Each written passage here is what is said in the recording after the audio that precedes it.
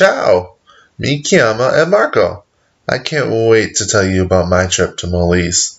After the almost 9-hour flight, I finally landed in Rome and had to take a train from there to Campobasso via Cenitalia. While in Campobasso, I chose to stay in the Hotel San Giorgio for around $84 a night.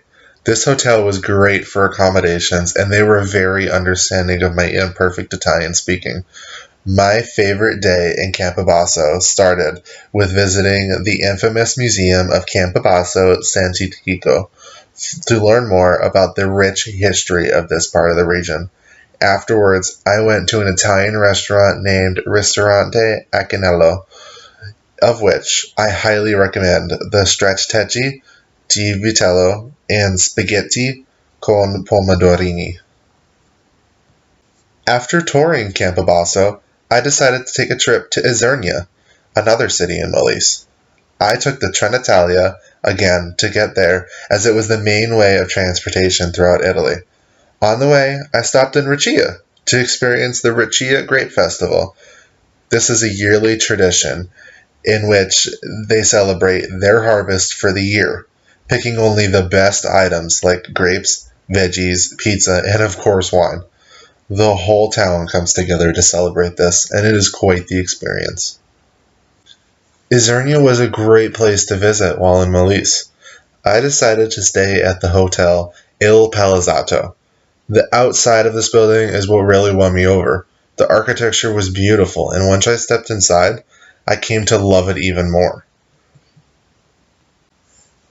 It's almost comparable to a remodeled building with a great modern twist, kind of like it's restored. The most historical part of Isernia was Venafro.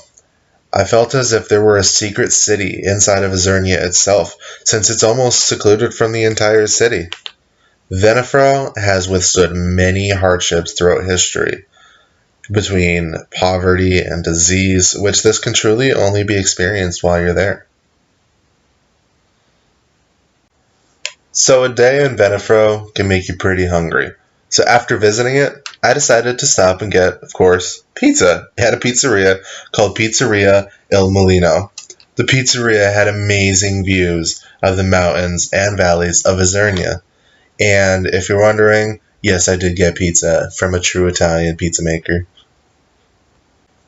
My trip to Molise was one of the best experiences I have ever had in my entire life. I will never forget the laughs that I had with the people of Molise, and I will never forget my experience of having to use my own Italian knowledge to communicate with them, and using some of the tips given by my Italian professor about eating at restaurants in Italy.